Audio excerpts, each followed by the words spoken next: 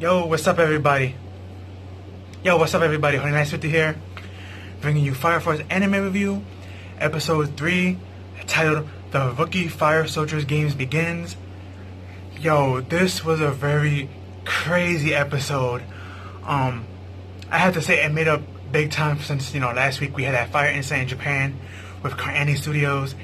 This is why they didn't air, because they didn't want to release a anime that is about fire that's technically happened when that fire happened, and they didn't want to like hurt no one's feelings or whatever, or bring up bad memories. So that's why it didn't come out last week, Fire Force. But it came out this week, and it came out swinging. Like, I'm telling you, this episode is hands down the best episode so far, and maybe the best episode period, maybe, in my opinion. But it starts off with some backstory, some very good backstory that we needed. We see this guy with black hair and a white coat. He's, I guess, a scientist or a doctor or whatever. And he's talking about how the world is being destroyed because of human combustion, and certain places are gone, and there's not that many countries left. A lot of countries got diminished because of these accidents. Now, they don't specify how many countries are left in the world. So, but I think like more than half got destroyed. And right now, the main one in power is Tokyo. And they have built different resources and companies, and we see like these little creatures and stuff and test tubes and stuff like that when the scientist is talking, and we see a map of the world. Sadly, it's not the whole entire world screenshot, but at least it's a map, it's something.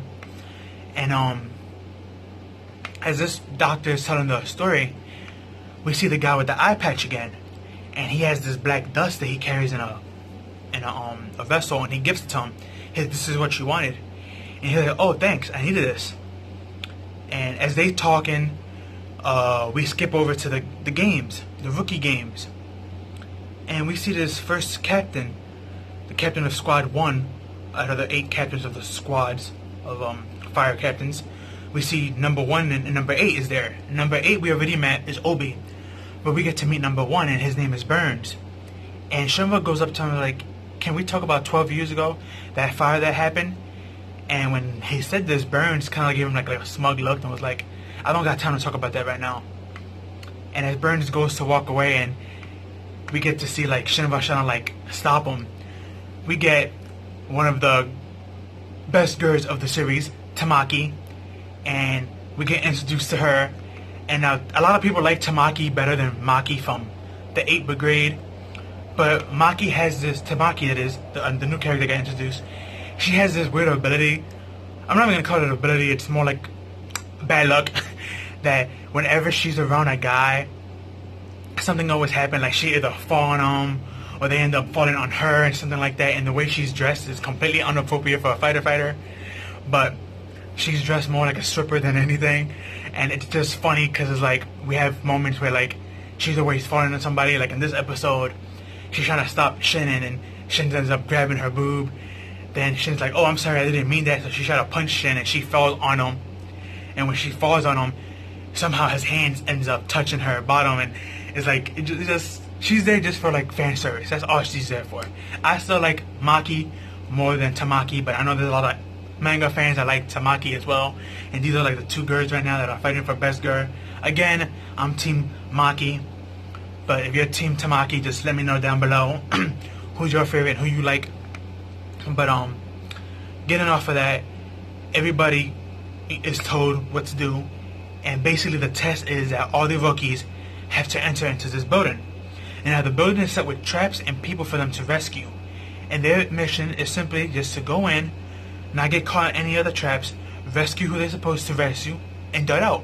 Simple, right? Well, everyone charges in except for Shinra. He decides, I'm gonna burst into flames and fly upwards into it like a hero. And he succeeds. He's the first one to get there, and he flies in. And he's on the top floor, and he's going around to look for people to save. We see the guy with the eye patch again. Now we do get his name. His name is Joker. And the guy who he was talking to, we don't get to see his name, but we do see him in the outskirts of the tournament, and he's watching the tournament. So we know they in cahoots. But Shinra thinks he's part of the game, and Then when he realized that he's stepping on the soldiers and stuff, he's like, wait a minute, you're not part of this game. And he's like, yeah, I'm not. So they start to fight, and it's an epic fight. And I have to say now, the art, the animation, the music, the voice acting, everything is on point. I'm not sure what studio is. I think it's Koani. Hopefully I'm not mistaken. I think it's them doing the budget for this. But if not, whatever studio is doing the budget for this anime, they must have a really, really high budget. Because everything's on point. All the sound effects, the voice acting, the back noise, the music, all of it is top notch and distinctly perfect. The visuals are perfect. Everything about this anime, it's top notch. Like if I had to compare it to anything, I would have to compare it to like season 1 of Attack on Titans or One Punch Man. Like that's how good the music and animation and voice acting is. It's up there when it comes to like those top animes. And we get their fight, and this guy, we know he can use fire from his cigarettes in his hands, and he makes fire cards and he throws them. But he also has another skill that we see, the black little powder that he carries in a vessel, where he can actually use that to attack, and he used that against Shinra, and we see that that's more effective than his fire cards. And as they continue to fight, we get a scene with Tamaki that she falls on Arthur as they both trying to find a way to go up because they hear all this commotion. And the other rookies, we don't really see them, so we have to assume they either failed or escaped already. But as they going up, they finally meet Shinra fighting this guy, and Shinra tells Arthur, yo Arthur, leave and go tell the captains and stuff that this guy's an intruder and he just took out 2 guards. And Arthur, instead of doing what he's told, the first thing that came to his mind, oh, you're trying to take all the glory for yourself. I'm not going to let you pass this test. And he draws his sword and he goes into battle. And I'm like, are you serious? You see 2 guys on the floor hurt, and his guy is over him with ashes and fire, and you going to go think this is part of a game or part of the test. And I'm like, what is wrong with you?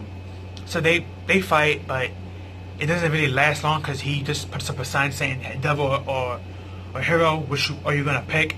And he does try to recruit Shinra, but Shinra says no. So what he does is that he disappears, but he put all this black smoke and dust around to blow up the building, like he did with the other building in the past from the last episode. So Shinra is able to save everybody, the 2 guards, Tamaki and Arthur and himself. And after he saves everybody, and they have to give the report of what happened, and Burns thanks him for saving Tamaki, she's actually in the 1st brigade, which is his. He says something very interesting, Burns, to Obi, to Shinra's captain. He tells him, you have a good man on your hands. And then he leaves, and the Captain Obi's like, yeah. And let me remind you something I forgot to mention.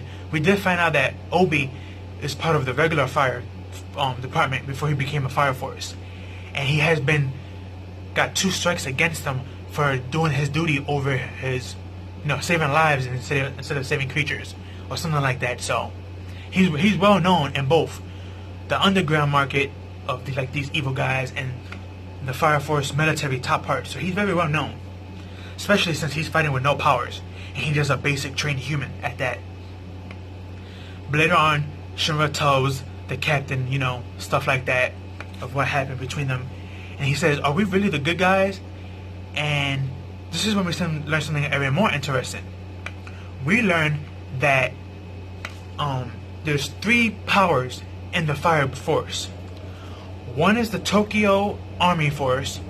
The other one is the Fire Defense Agency, which that's the one that Captain Obi is from. And the Holy Temple, which is the church, which is like the head of the 3.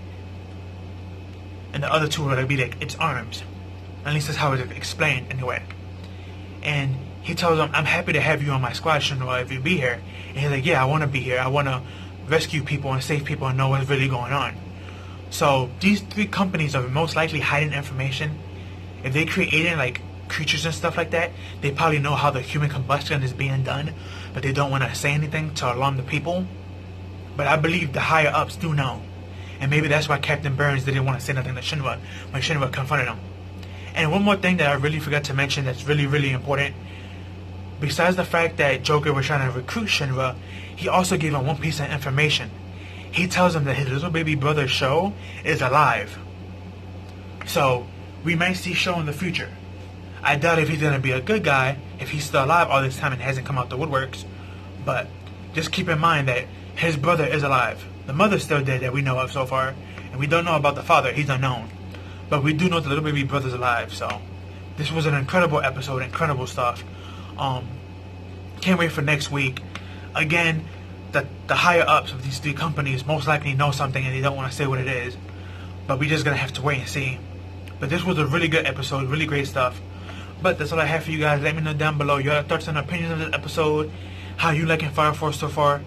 How do you feel about the animation, the music, the voice acting, the background noises and all that stuff? How do you like it? I know I'm loving it. But that's all I have for you. Peace on, have a good one.